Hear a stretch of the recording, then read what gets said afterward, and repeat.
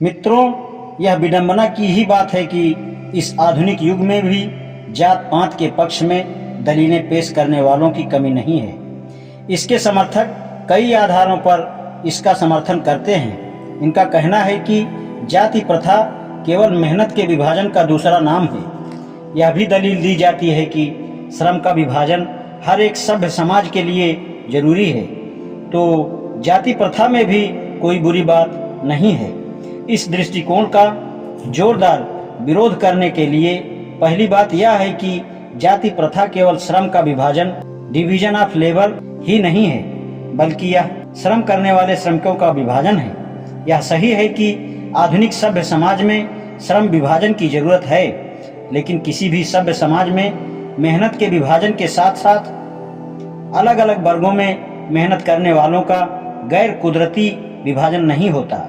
भारत की जाति प्रथा में केवल मेहनत के विभाजन से बिल्कुल अलग तरह का मेहनत करने वालों का विभाजन ही नहीं है, बल्कि यह विभाजित विभिन्न वर्गों को एक दूसरे की अपेक्षा ऊंच नीच की भावना पैदा करती है, जो दुनिया के किसी भी समाज में नहीं पाई जाती है। किसी अन्य देश में मेहनत के साथ साथ मेहनत कशों में इस प्रकार का क्रम या विभाजन नहीं है। जाति प्रथा को यदि श्रम विभाजन मान लिया जाए तो यह स्वाभाविक व अपनी इच्छा से विभाजन नहीं है, क्योंकि यह व्यक्ति की रुचि पर आधारित नहीं है, कुदरती लगाव तथा काबिलियत पर भी आधारित नहीं है। किसी समाज में सामाजिक व व्यक्तिगत कुशलता के लिए यह जरूरी है कि किसी भी व्यक्ति की योग्यता को व समाज को इस सीमा तक विकसित किया जाए कि वह अपना पेशा खुद चुनने और उसको रोजगार के रूप में धारण करने के योग्य बना दिया जाए।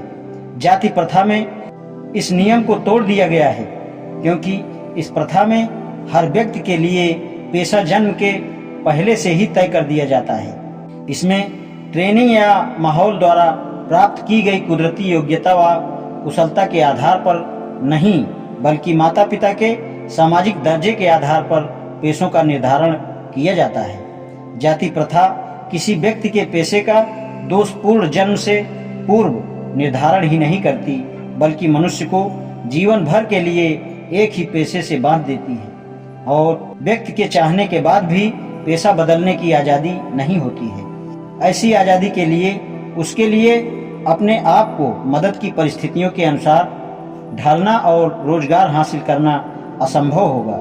जाति प्रथा हिंदुओं को ऐसे धंधे अपनाने की आज्ञा नहीं देता जो उन्हें विरासत में नहीं मिले, लेकिन बदली परिस्थितियों में वे करना चाहते हैं। यदि एक हिंदू जिसकी जाति के लिए निर्धारित धंधा है उससे हटकर अन्य धंधा नहीं कर सकता, भले ही वह धन की कमी के कारण भूखा मर जाए।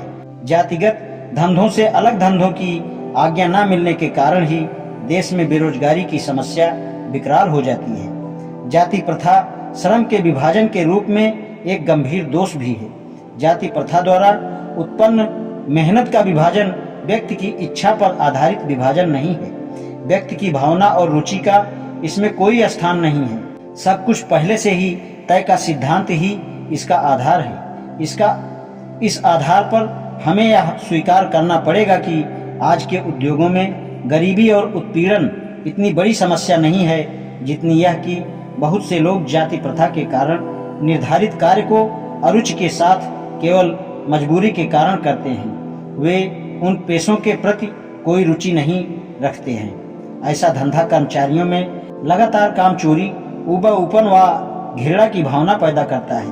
भारत में ऐसे कई व्यवसाय या उद्योग हैं जिन्हें हिंदू धर्म घृणित या हेय मानता है। इसलिए जो लोग ऐसे व्यवसाय में काम करते हैं वे उनसे पीछा छुड़ाने के लिए हर वक्त तैयार रहते हैं और ऐसे हेय व्यवसायों से भागना चाहते हैं। ऐसी स्थिति में जहां काम करने वालों का ना मन लगता हो ना दिमाग, भला ऐसे माहौल में कुशलता व योग्यता कैसे प्राप्त की जा सकती है।